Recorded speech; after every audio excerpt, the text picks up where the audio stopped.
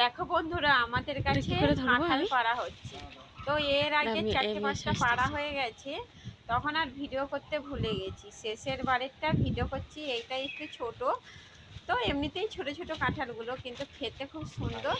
কাঁঠালগুলো আর এমনি কোয়াগুলো খুব ভালো। আর দেখুন আরো জলের দিকে হাতের দিকে দেখাবো এক্ষুনি। আর এই শেষেরটা রেখে দিচ্ছি, ওটা হাতের সামনে, তো পরে পাড়া যেত। তারা কাঠা এটা দিচ্ছে।